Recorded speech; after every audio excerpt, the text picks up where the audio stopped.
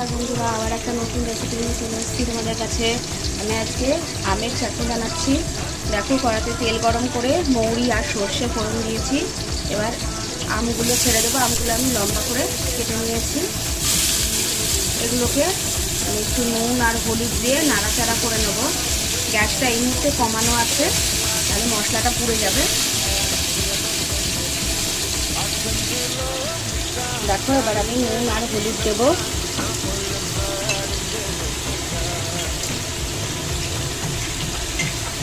সামান্য দেবো।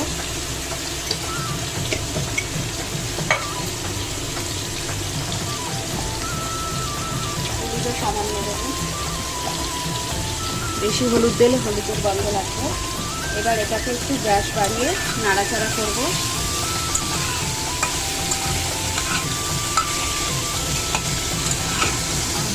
এটা হালকা ভাজা হলে তারপরে আমি একটু জল দিয়ে আমি ঢাকা দেবো।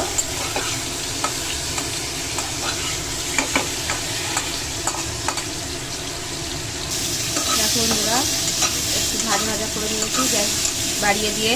এবার এর মধ্যে জল দিচ্ছি, অল্প করেই জল দেবেন।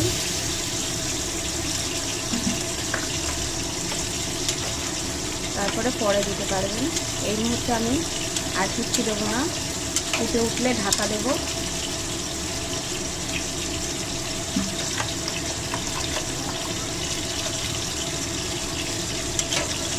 ফুটে উঠুক, ঢাকা দেবো।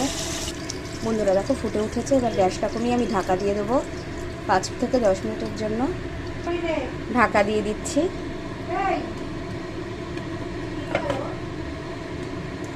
আমি 5 মিনিট পরে একটু দেখব। বন্ধুরা, আমি 10 মিনিট পর এটা খুললাম ঢাকনাটা।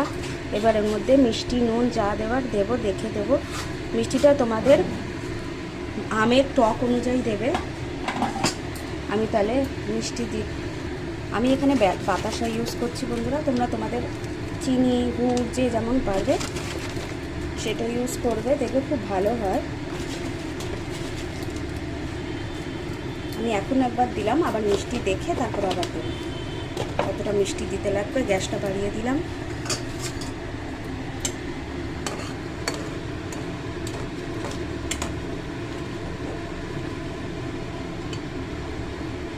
এটা ফুটলে নুন মিষ্টিটা দেখব।